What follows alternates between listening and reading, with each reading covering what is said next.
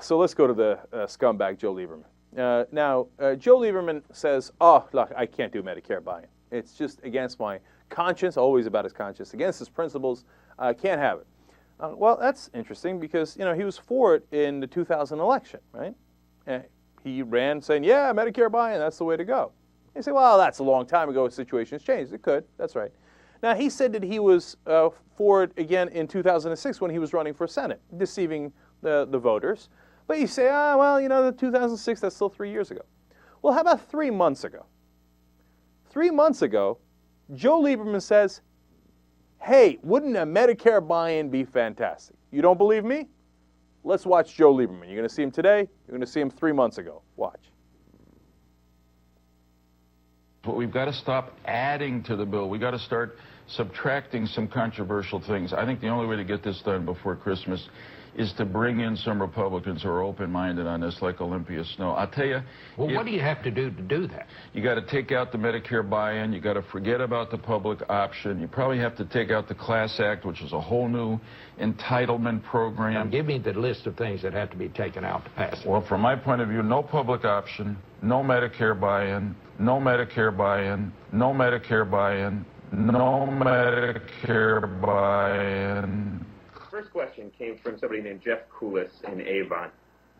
When you first ran for president in 2004 and Senate in 2006, you supported a public option choice for health care by expanding MediChoice. Why do you now, in 2009, oppose a public option after so long supporting it? Yeah. I didn't really support a public option in the way that it's being recommended now. In other words, what's being recommended now is a separate new government-run health insurance plan. What I supported then, and thanks for mentioning this because it points out that for some period of years I've been concerned about healthcare reform, been devoted to doing something about healthcare reform and trying to figure out how to best cover with insurance people who are uncovered. So what I did, and here's the difference, my proposals were to basically expand the existing successful public health insurance programs, Medicare and Medicaid. In the case of Medicaid, to allow people who were above the eligibility level to buy into the Medicaid system on the theory that it would be up to a certain income limit, and the theory that they would be able to buy into it at less than the market rate of health insurance. When it came to Medicare, I was very focused on a group post-50, maybe more like post-55, people who have retired early or unfortunately been laid off early, who lose their health insurance and they're too young to qualify for Medicare. And what I was proposing was that they have an option to buy into Medicare early, and again, on the premise that that would be less expensive. An option to buy in to Medicare 3 months ago. So they say, all right, Joe, you win. We'll kill the public option. We'll give you the option to buy into Medicare just like you wanted. And he said maybe as early as 50 years old. No, but we'll start it at 55. And he says, nope, don't want to do it. What happened? He hates the liberals. There's two things here at play. One is that he hates liberals, and he's honest about it. He says it, right? They said, what changed your mind between September and December? He said, well, you know, when we talked about Medicare buy-in, a bunch of people like Congressman Weiner said that they liked it, and so that kind of turned me off to it.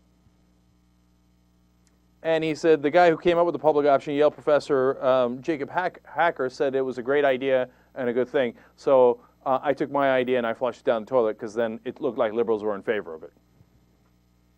He hates liberals for what happened in 2006. He's never going to let it go. He's going to say no to everything, okay?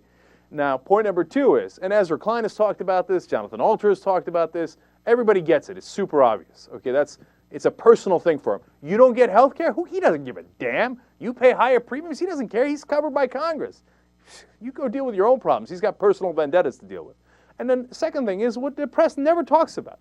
He gets a tremendous amount of money from insurance companies that are based in Connecticut, okay? So he's going to say no to everything. Because they told him, his corporate overlords told him. And they said, oh, try Medicare buy-in, you know. Just make sure you kill the public option. So he did that, and then like, all right, Medicare buy-in, corporate overlords, what do you think? Oh, kill that too? All right, well, I'm against that too, forget it.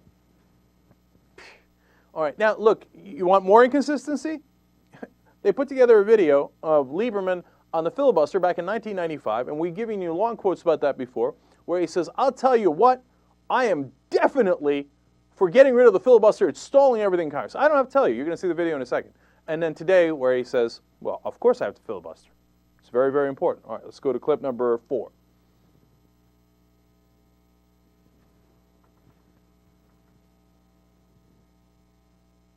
An obstacle to accomplishment. Filibuster created gridlock. It's not the way to run the greatest deliberative body in the world.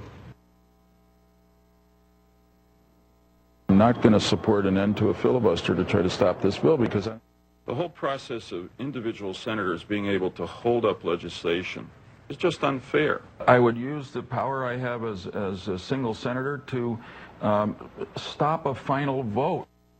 The filibuster has become not only in reality an obstacle to accomplishment here, but it is also a symbol of a lot that ails Washington. Would you filibuster it? Would you actually stand on the floor and read from the phone? I'm sure I won't be alone, but I'd be prepared to. See, no matter what you say, he's going to say the opposite. Before, he's in favor of the filibuster. Now he's against it. Or he was against it, now he's for it. It's hard to keep up with Joe. We have an old school clip of his that we're going to show you in a second here that gives you a sense of his personal ideology. But, you know, on Medicare buy-in, before he's for it, now he's against it. Do you have that old school clip, Jesus? Well, let's show you. This is Joe Lieberman even before 1995. Watch. I don't know what they have to say. It makes no difference anyway, whatever it is. I'm against it. No matter what it is or who commenced it, I'm against it. Your proposition may be good, but let's have one thing understood. Whatever it is, I'm against it. And even when you've changed it or condensed it, I'm against it. I'm opposed to it. On general principles, I'm opposed to it. He's opposed to it. In fact, indeed, that he's opposed to it. For months before my son was born, I used to yell from night till morn, whatever it is, I'm against it. And I've kept yelling since I first commenced it. I'm against it. And you get a sense of Joe Lieberman. Because the corporate guys have told him, whatever it is, just kill it, okay? The only thing we want is to take, and that's what Joe, if you notice in every press conference, the one thing Joe Lieberman is in favor of is, he says, well, what, we're giving insurance to 30 million new Americans. Why? Because those 30 million new Americans are going to get put right in the private insurance's lap. And they're going to take more and more money from those guys. They're like, yeah, that we're in favor of. Anything that contains costs, i.e. our profits, we're against it. And that's why you have Joe Lieberman as you do.